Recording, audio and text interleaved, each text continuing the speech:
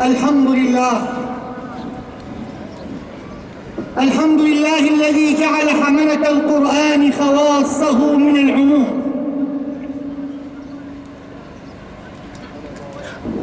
وأراح أرواح المعتصمين المنتفضين الثائرين من المتاعب والهموم، وصير الكون كحلة المؤمنون طرازها المرقوم، يوم يفر الظالم وقد دعا عليه المظلوم، فسبحانه سبحانه سبحانه من إله عزيز جبار قهار، إذا أراد شيئا أن يقول له كن فيكون.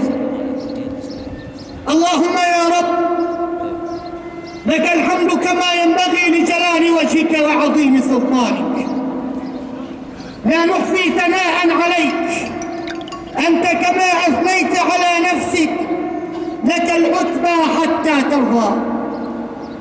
ونشهد أن لا إله إلا الله، وأن سيدنا وحبيبنا وملاذنا وذخرنا وقائد جمعنا محمدًا عبده ورسوله صلوا عليه. لحظة الذي أرسله الله تعالى بالهدى والنور والموعظة على فترة من الرسل وقلة من العلم وانقطاع من الساعة ودنو من الأجل. ورضي الله تعالى عن ساداتنا وأكابر أئمتنا بالحق أبي بكر وعمر وعثمان وعلي، وعن الحسن والحسين والعمين الكريمين حمزة والعباس، وعن أزواج النبي الطاهرات من الأرجاس والأدناس، ومن تبعهم وسار على هديهم إلى يوم الدين. أوصيكم عباد الله بتقوى الله العظيم وطاعته ولزوم أوامره وكثرة مخافته، فإنها شعار المؤمنين ودثار الصالحين ووصية الله تعالى في وفيكم أجمعين أيها المسلمون. نفسي تشتاق إلى اللقاء، فإنه يزداد عند لقائكم إيماني، ما قلت زورا حين قلت أحبكم، ما الحب إلا الحب في الرحمن يفنى ويذهب كل حب كاذب، وتبدل الأضغان بالأشواق، أما إذا كان الوداد لخالقي فهناك تحت العرش يرتقيان. أما بعد، فيا أتباع الحبيب المصطفى محمد، حيا الله هذه الوجوه المعتصمة والأيادي المتوضئة والقلوب النقية والجباه الساجدة التي حملت هم القضية وجاءت في هذا اليوم المبارك وفي واقع حالنا هذا المرير الذي يدع الحليم حيران.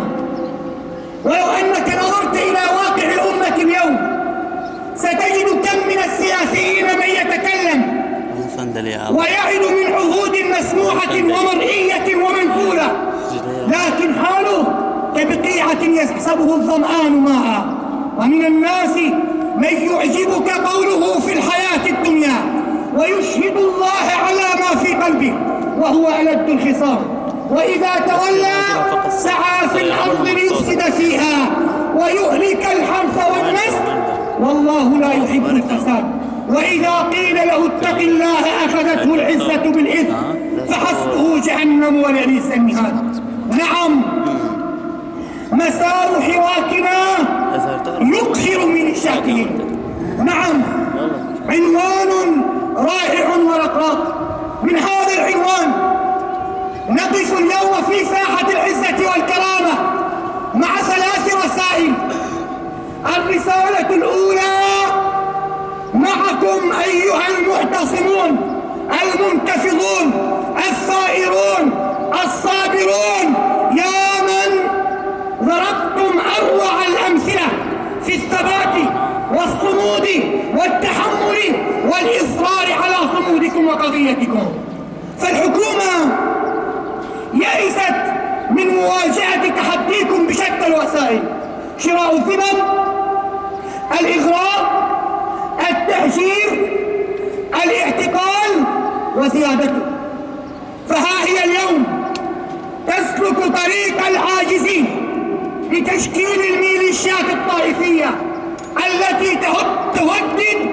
وتقتل على الهوية ظنا منها أنها ستكسر إرادتكم وتقضي على اعتصامكم. فوالله لن يخيب الله هذه الوجوه وهذه الجباه التي سجدت في ساحة العزة والكرامة، ولن يخيب الله سبحانه وتعالى اعتصامكم وانتفاضتكم، فالأمة تنتظركم، والذي لا يعيش واقع الأمة فهو يدور في حلقة مفرغة مشيناها خطا كتبت علينا، ومن كتبت عليه خطا مشاها، ومن وقعت منيته بأرض فليس يموت في أرض سواها. الرسالة الثانية إلى أهلنا في بغداد وديانا: نوصيكم بالصبر والثبات، ونذكركم بتاريخكم الشامخ، تاريخ بغداد. وبغداد أم الدنيا وعاصمة الخلافة، شاء من شاء وأبى من أبى، وإليها كانت تهفو أفئدة العلماء، ومنها تخرج كبار علماء الدنيا، وعلى أسوارها تكسرت مؤامرة العملاء والأعداء. وما قصة ابن العلقمي والتتار ببعيد عنكم، فقد ذهب العملاء والأعداء في مزبلة التاريخ، وبقيت بغداد شامخة ومواقف أهلها نورا على طريق الشرفاء. وليعلن كل واحد منا براءته من المجرمين كما أعلنها نبي الله موسى من قبل عندما قال رب بما أنعمت علي فلن أكون ظهيرا للمجرمين. ويا أهل بغداد، ويا أهل ديانة، ويا أهل سامراء، ويا أهل الحويجة، ويا أيتها المحافظات المنتفضة، كلنا بقضية واحدة، يدا بيد، قلبا على قلب. فالنبي صلى الله عليه وسلم يقول: مثل المؤمنين في توادهم وتراحمهم كمثل الجسد. ماذا يطلب منا الجسد؟ الجسد يطلب منك إذا جاع أن تطعمه، وإذا انكشف أن تستره، وإذا مرض أن تداويه. يطلب منك الجسد هكذا. فنحن جسد واحد، قضية واحدة، وحراك واحد. وأذكركم بأحمد بن حنبل إمام زمانه عندما وقف في بغداد كي يجلد الإمام أحمد بن حنبل، وجاء الطلاب يلتفون والناس تنظر كيف يجلد الفكر، وكيف يجلد العلم، وكيف يجلد صاحب القضية. الطلاب يبكون وهو يبتسم. فقالوا له: يا إمام، نحن نبكي على فراقك وأنت تضحك. قال كلمة خلدت بمداد من نور، قال: أنتم تبكون لأنكم ترون يد الجلاد، وأنا والله أبتسم لأني أرى يد الجبار فوق. فقولوا الله أكبر. من الجبار؟ هو الله. أنتم ترون يد الجلاد وأنا أرى يد الجبار فوقه. فالقوي هو الله، والجبار هو الله، والمنتقم هو الله. يشعر دينك عز الهند والصينة، فانظم طوافيك واستنهض مساعينا. حي الشباب ونبئهم بما فينا، فقد طوى الخط لما ضل حادينا سعدين.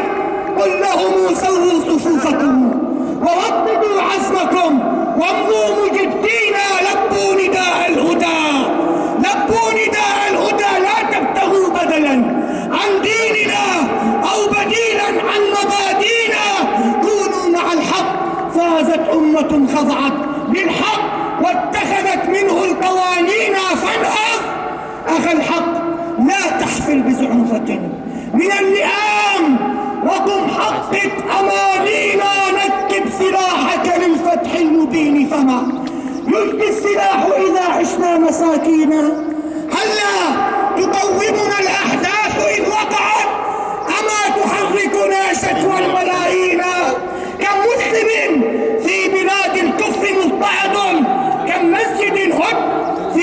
الصهاينة. الله أكبر، الله أكبر، الله أكبر. صيحات مدوية تلقى علينا ونحن اليوم لاهون.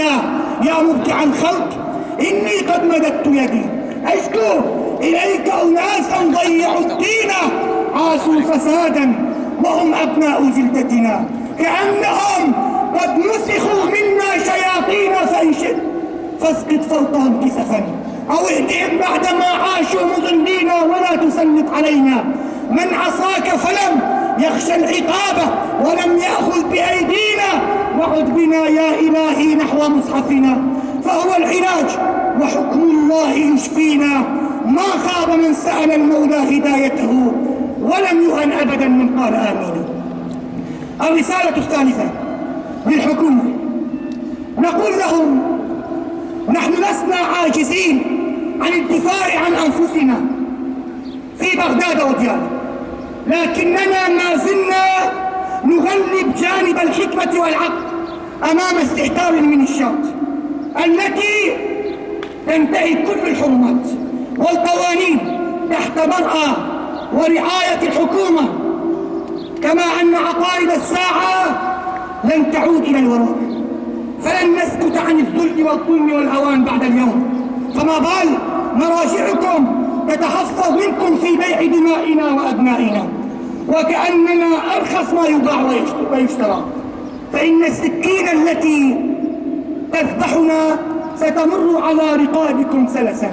واعلموا أيتها الحكومة أن هؤلاء الثائرون المنتفضون المحتسبون جباههم لا تسجد إلا لله، وعقولهم ترفض كل باطل، وأيديهم يد مع الله وأخرى مع الناس. وتذكروا حديث النبي صلى الله عليه وسلم عندما قال: أتدرون من شر الناس؟ قال: الله ورسوله أعلم. قال: شر الناس من باع آخرته بدنياه. ثم قال: أتدرون من هو شر من ذلك؟ قالوا: هل هناك أشر منه يا رسول الله؟ قال: من باع آخرته بدين غيره. فأهل السنة بعد الحراك ليسوا أهل السنة قبله. ما كان في ماضي الزمان محرما واليوم في هذا الزمان مباح صاغوا نعوت فضائل لعيوبهم، فتعذر التمييز والإصلاح خلفته فن، والخداع سياسة، وغنى اللصوص براعة ونجاح، والقتل ظرف، والفساد تحرر، والصدق جرم، والرياء صلاح. أيتها الحكومة والله لسنا عاجزين عن نصرة إخواننا في ديالى وفي الحويجة وفي بغداد. فبغداد أيها المعتصمون سوف تشكون إلى الله. أهل بغداد يترقبون النصر من الأنبار، فالأنبار وصلاح الدين وسامراء كلها تنطلق في خندق واحد، تنطلق في خندق واحد، ونحن أصحاب قضية لن نتغير عنها أبدا، ولن نستسلم أبدا لكل من يملي علينا. فوالله عندما أتيتم إلى جمعتكم هذه ورأيتم أمام أعينكم كيف تفعل الميليشيات وتستعرض أمام الحكومة بكل جرأة وبكل وقاحة، تنتهك الأعراض وتقتل الشباب وتقتل العلماء وتقتل الشيوخ وتهدم المساجد، تختطف وتعذب وتجعل من حالها أنها سيدة الدنيا. فوالله الظالم لا يدوم، فدوام الحال من المحال، ولكل بداية نهاية، والحكيم يعلم ما بين السطور. فأسمعوا لأهل بغداد وديان تكبيركم وقولوا الله أكبر على من عصى وتكبر وتجبر.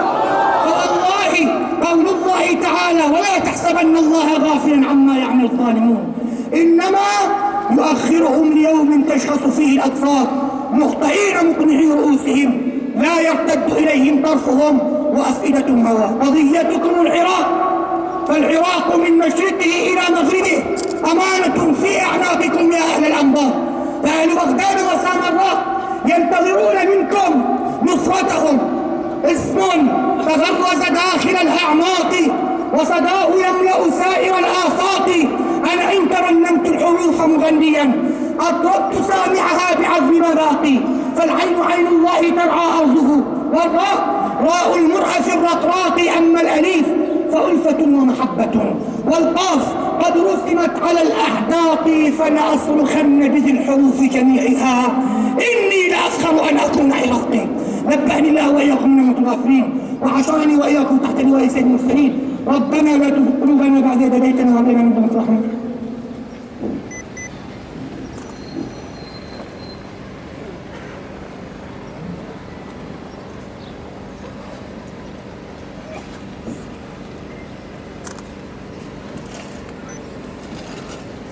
الحمد لله حق حمده، والصلاة والسلام على من لا نبي من بعده. وقد قال قولا كريما تعظيما لقدر نبينا وتفهيما لنا وتعليما: إن الله وملائكته يصلون على النبي فيا أيها المتعطشون إلى ظلال منهجه الشريف فوزوا بالصلاة والتسليم عليه. اللهم صل وسلم وزد وبارك على حبيبك محمد قائل: من لم يهتم بأمر المسلمين فليس منهم. أحبابنا الكرام، عندنا توجيهان. الأول: كثرت المبادرات، ونحن لا نقبل بأي مبادرة إلا مبادرة سماحة العلامة الشيخ عبد الملك السعدي حفظه الله وشافاه. أما أي مبادرة أخرى لا نقبل بها قطعا إلا من سماحة الشيخ السعدي ومن ساحات الاعتصام الستة المنتصرة. أما غير مبادرة يقوم بها أي شخص لا يمثل ساحة الاعتصام فمرفوض ومردود. فقضيتنا قضية أمة، والذي يجلس في الساحة ليس كالذي يجلس وراء الجدار ويدمدم لنفسه، فصلة الدين أقوى من صلة الدين. الأمر الثاني على بركة الله: سوف نقوم إن شاء الله بصيام يوم الاثنين المقبل، وندعو لإخواننا في فلسطين وسوريا وبغداد وديالى أن الله سبحانه وتعالى يفرج عنهم. والنبي صلى الله عليه وسلم يقول: تعرض الأعمال على الله يوم الاثنين والخميس، فأحب أن يعرض عملي وأنا صائم. فعلى بركة الله أوصوا عوائلكم وشوارعكم ومساجدكم وشبابكم ومحبيكم وساجديكم بأن يصوموا يوم الاثنين حتى نعيش واقع الأمة ونتأسى بنبينا صلى الله تعالى عليه وسلم. اللهم أعد رفعة الإسلام والمسلمين، وأعلي كلمة الحق والدين، وانصر طائفة القوم الموحدين على القوم الظالمين. اللهم من أراد ديننا أو أراد بلادنا أو أراد اعتصامنا بسوء فاجعل اللهم دائرة السوء تدور عليه. يا غياث المستغيثين، يا نصير اللاجئين، يا دليل الحائرين، يا صريخ المستصرخين، وقفنا على بابك يا الله، نطنا بجنابك يا الله، يا رازق الطفل الصغير، يا جابر العظم الكثير. اجبر اللهم انكسارنا، واقبل يا إلهي اعتذارنا، وول أمورنا خيارنا يا رب العالمين. اللهم آنس المعتقلين والمعتقلات في وحشتهم، عجل فرجهم يا الله، ارجع الابتسامة إلى أمهاتهم وأطفالهم وزوجاتهم يا الله. يا حي يا قيوم برحمتك نستغيث. اللهم اجعل نار الأسد بردا وسلاما على السوريين يا الله. اللهم اجعل نار الأسد بردا وسلاما على السوريين يا الله. اللهم حرر المسجد الأقصى يا الله. اللهم وفقنا لعمل الخير وخير العمل. اللهم احسن عاقبتنا في الأمور كلها، وأجرنا من خزي الدنيا وعذاب الآخرة. اللهم بارك لنا في اعتصامنا، وبارك لنا في شبابنا، وبارك لنا في مساجدنا، وبارك لنا في شيوخنا وعلمائنا يا رب العالمين. يا حي يا قيوم يا الله، يا الله، يا غيرة الله، يا قوة الله، يا جبروت الله. كدت السير مسرعة في حل عقدتنا يا غيرة الله. يا عباد الله اتقوا الله، إن الله يأمر بالإحسان والإيتاء وينهى عن الفحشاء والمنكر. يعظكم على تبارك الله. واشرف الافطار ان شاء الله سوف يكون ان شاء الله في الصحن. احبابي، الصيام يوم الاثنين ان شاء الله تعالى القادم، وهذا اليوم خصصناه للعبادة من اجل ان يرفع الله تعالى هذا الغضب الذي حل على اهل بغداد، فاننا راينا يد الجلاد، وفي يوم الاثنين نقبل ان شاء الله تعالى يد الجبار.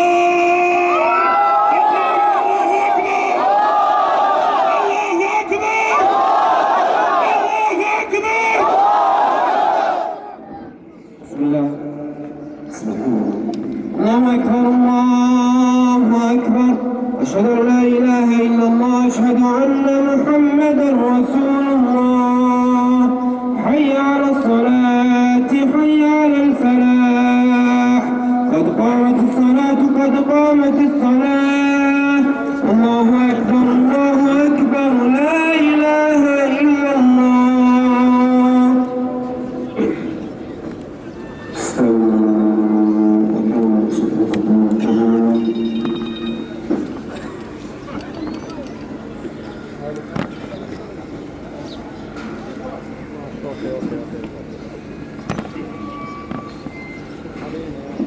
الله أكبر الله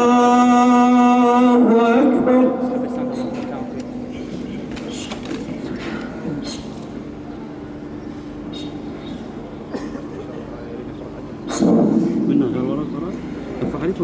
الحمد لله رب العالمين الرحمن الرحيم مالك يوم الدين، إياك نعبد وإياك نستعين، اهدنا الصراط المستقيم صراط الذين أنعمت عليهم غير المغضوب عليهم ولا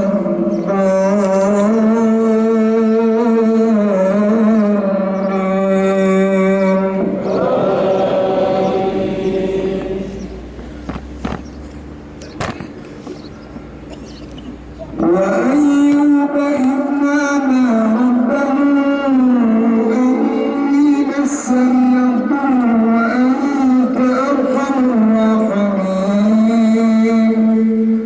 فاستجبنا له فكشفنا ما به من ضر وآتيناه أهله ومثلهم معهم رحمة من عندنا وذكرى للعابدين.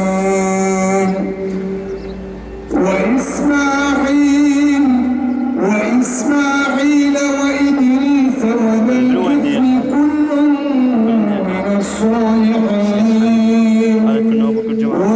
وأدخلناهم في رحمتنا إنهم من الصالحين. الله أكبر الله أكبر.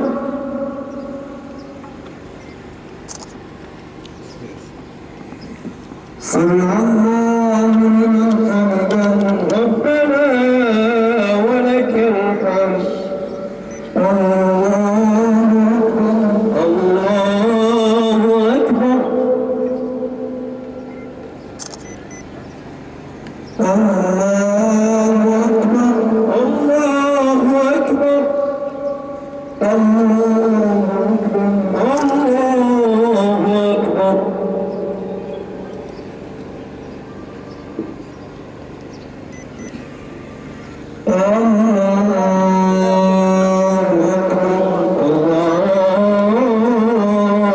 الله أكبر.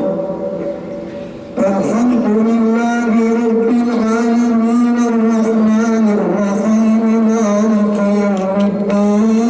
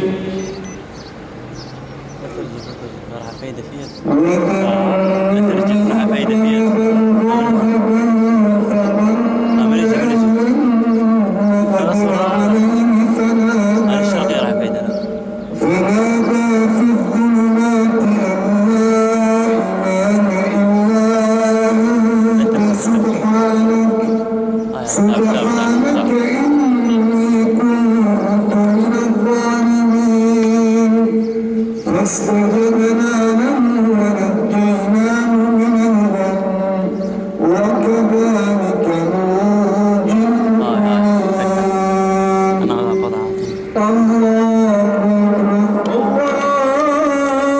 أكبر.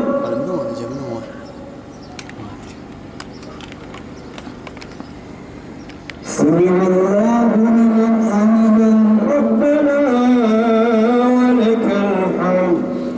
الله أكبر. الله أكبر. تكرير هاي الحاتم الله أكبر. الله أكبر. الله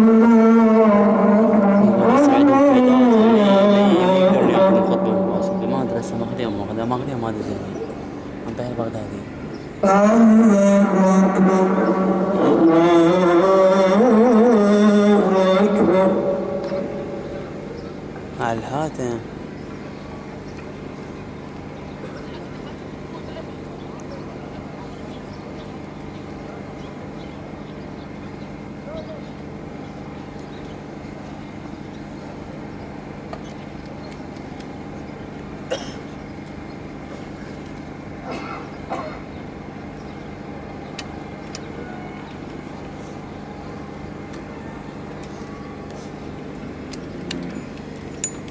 السلام عليكم ورحمة الله. السلام عليكم ورحمة الله. السلام عليكم ورحمة الله. بس قول يا الولد قول ساعة الله أكبر. تكبير تكبير تكبير نريد أن نسمعه نصرة لمشايخنا. تكبير تكبير. طبعا الكرام على بركة الله غدا سوف يكون هناك إن شاء الله استعراض عشائري، إنه إن شاء الله الحضور في ساحة العزة والكرامة حتى بعد صلاة العصر، بعد صلاة العصر، وسوف إن شاء الله نثبت وجودنا. استعراض عشائري غدا. اخوان السلام عليكم.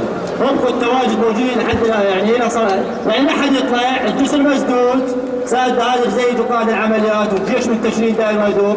ربكم هالفين احسن. ماشي؟